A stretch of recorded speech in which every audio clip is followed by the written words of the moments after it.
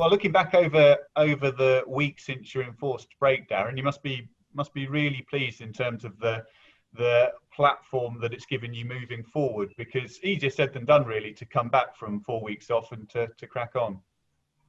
Yeah, I've been delighted with the players. Probably about 2.5 games. Delighted with the second half against Lincoln wasn't well, certainly half of the second half, because I suppose we had 10 men. But no, I've been delighted with them. I think the work we've got into them, the little break mentally that they had, I felt would stand them in good stead and prepare them for this run of games.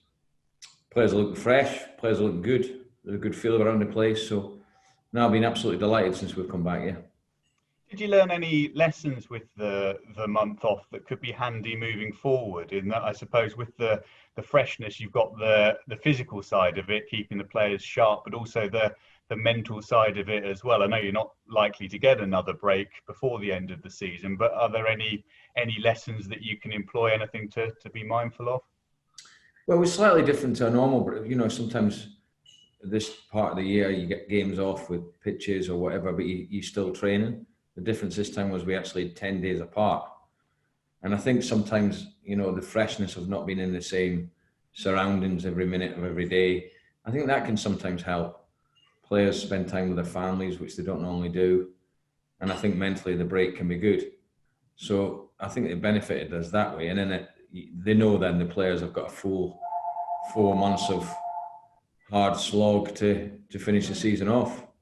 So I think it helped that way. It helped me in terms of reflecting on the season up to now and all the stats and stuff. And I felt that in the 2-week period we had to train and prepare the players for the Lincoln game, I felt it really helped the work that we got into them in terms of looking at the stats and working on what we need to work on. And I guess moving forward, the aim will obviously be to have the energy and intensity as best you can every single game, every single week, but also keeping in mind just how difficult that will be. Yeah, I mean, for me, the key is to keep players fit, and I think that's the key, and make sure sometimes you can't help it, but try and avoid injuries as best we can. So that's the key for me as a manager, because I have got a good squad, a big squad, and I think psychologically the players and myself, I think the advantage is the 5 subs. I think it makes a real difference. I think getting the message to the players that, look, if you give absolutely everything for 60 minutes and you're completely short, don't worry about it, because we can actually change half the outfield team. So I think that really does help, and I think it's had a bearing on the team so far. I think they've really had to go. I think they've really played with intensity. We're a much better team when we play that way. There's no doubt about it. Yeah, and we've seen that definitely with the 3 games over the past week, and with the team selection for Tuesday night. You touched upon it directly after the game on Saturday. It's going to be that balance of keeping the consistency and the continuity from the games that you've had, but also being aware of the fatigue, of the battle to keep everyone fresh. Yeah, I mean, that's always a challenge, especially given the season we're having in terms of the congestion of games. But, that's why we've got a squad. I always look at and listen to my staff, especially, Craig, who's in charge of all the fitness elements, Matty, the physio. We have, obviously, as you imagine, daily meetings regarding where the players are, how fresh they are, if there's any knocks and niggles, is there any possibility of muscle injuries. So that is really an important part of it as well. And all these things have got to be taken into consideration. But the players look good. I think they look fresh. I think they look good. Is everyone COVID clear for Tuesday night? Yeah, touch wood. Well, it continues, touch wood, I suppose. It's another negative day for us. It is a worry, I have to say. You go in and you hope that everyone's clear. And unfortunately today that was the case, and we'll test again on Thursday. Nathan back from suspension, and with Ronnie Edwards, I think you said when we spoke last week, with his situation, he is now back available, but it'll take him a little time to get back up to speed. Yeah, Ronnie won't be involved until probably the Shrewsbury game. I've got to be honest. He's had nearly a month out.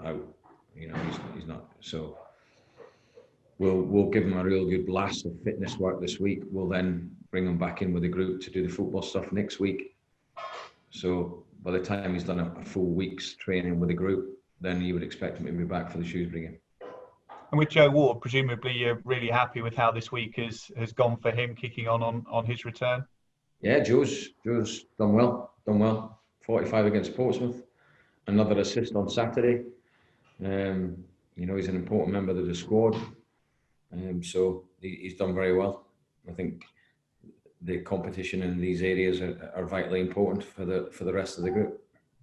And with Sariki, you laid out really your expectations for him and his situation a couple of weeks back. Presumably the evidence really has been with his performances on the pitch. He's really taken that and done what you've asked. Well, I think that's been the improvement to the team as well since we've come back. Certainly 2 out of the 3 games, the Portsmouth and the game on Saturday against MK, the front 3 are playing together, and the improvement in Sammy, the improvement in Sariki. John is still scoring goals. So I think that's really, really key for us. The intensity they've played at has been far better. I've been delighted with Sariki and Sammy over the last couple of games. I've been really pleased with them. Yeah, and that can be a real difference maker, can't it, in terms of having 2 really good players playing really well? I think so. I think, the talent they've got, the ability they've got, we all felt, I think, that it was only a matter of time with Sammy, and you'd like to think that those goals on Saturday really kick him on. And Sariki, 2 assists on Saturday. And again, against Portsmouth was excellent, so players set their own standards, and if they maintain those standards, those 2 players, and it does make us a better team, there's no doubt. And looking at Charlton, what do you make of them as a side? Yeah, you would expect them to be up there. They've had their first win on Saturday in 6. They've played 4 different formations in the last 6 games, so that can be a challenge. They got a clean sheet on Saturday though. They've had 2 players sent off in the last 2 games, 3 in the last 4 or 5 games. So they're quite a physical outfit, but they've got some talented players. The top end of the pitch, they've got some real talented players. So, but again, it's about us and how we go about our business. And I think that's a consistent message we're getting to the players. Totally respect Charlton. I do feel they'll be up there with the squad they've got.